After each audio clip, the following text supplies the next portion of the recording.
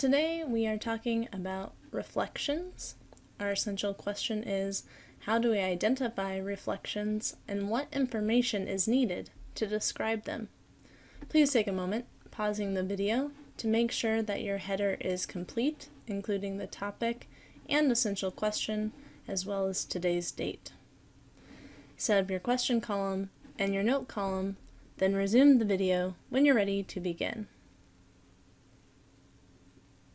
You might remember my trick of remembering that the FL in reflection is reminding us that it is a transformation when the figure is flipped, and it is flipped across a line of reflection. This is sometimes referred to as a mirror line, and it creates a mirror image of the original figure. As you copy your shapes into your notes, please take a look and try and notice how does the pre-image and the image relate to the line of reflection. Here are 3 facts about reflections that I hope you noticed as you are drawing these examples into your notes. First of all, the corresponding points are equal distance from the line of reflection. The image is always congruent, and this is our symbol for congruent, to the pre-image, and lines of reflections can be any direction.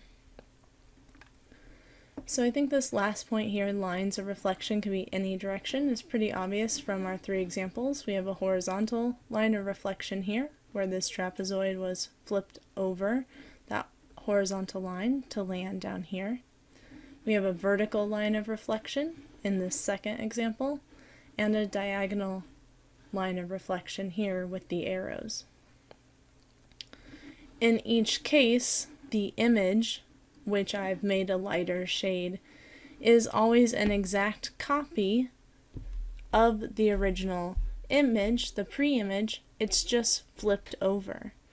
But all the measurements are the same, so it is congruent to the pre-image. It's the same shape and the same size. And the corresponding points are equal distance from the line of reflection. So the corresponding points is like A and A prime. They correspond. A prime is the matching point on the image of point A on the pre-image.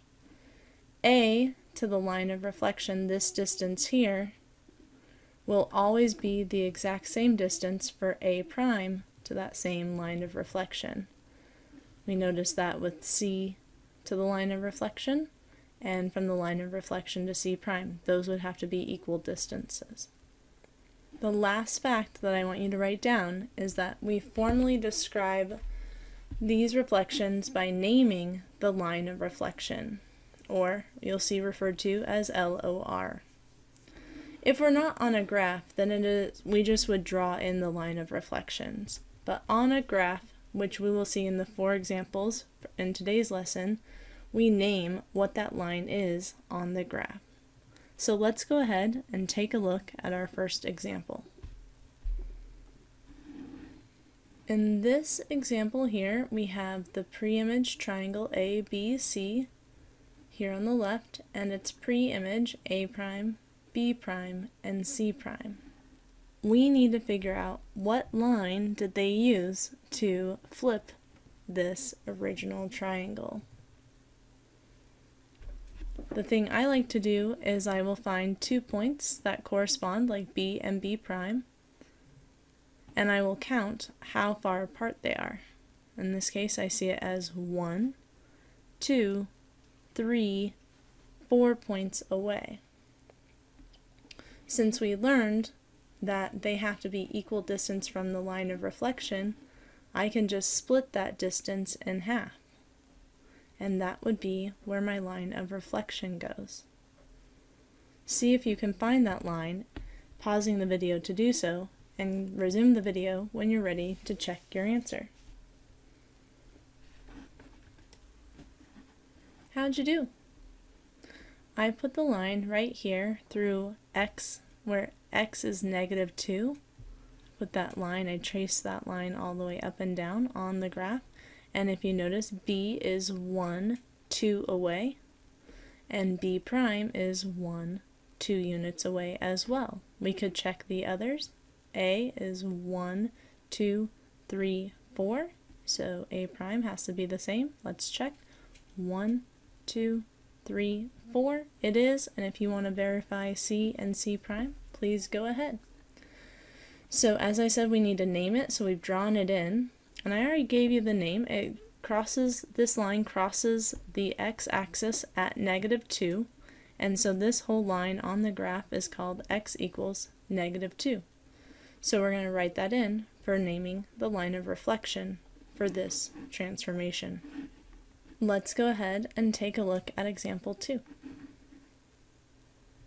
Here we have another pair of triangles that have been reflected. We have the pre-image down here, x, y, z, and its image, x prime, y prime, z prime. And I want you to draw this in and then see if you can use the same trick we used in example 1 to draw in where the line of reflection would go. Does your line match mine? I drew my line in here where y is 1, and I continued that line across the graph. And if we double check, again looking for equal distance between corresponding points, x is 1, 2, 3 units away or hops away from the line of reflection, and x prime is 1, 2, 3 hops as well. So by finding our line of reflection, we always know it's going to be right in the middle of our two figures on the graph when we're dealing with a reflection. So now, how do you think we name it? Well, just like before, this line now crosses the y-axis, so we'll use y equals, and since it crosses the y equals right here at 1, this line is named y equals 1. Let's do one more example before you take a practice turn.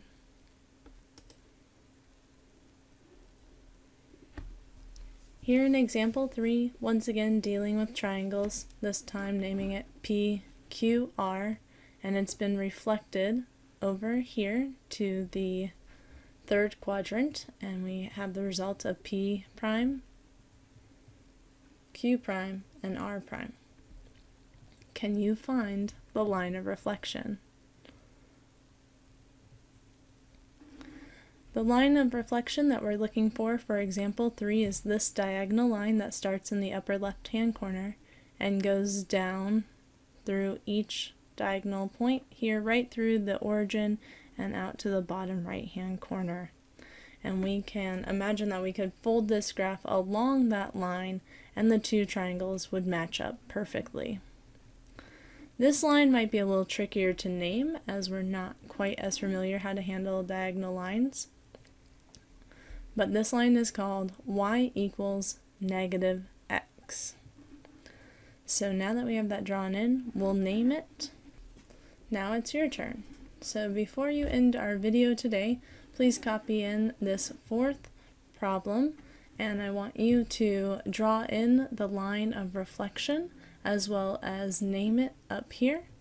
Don't forget to do your summary down at the bottom, summarizing the main points you learned from this video and trying to answer the essential question that we wrote down in our header.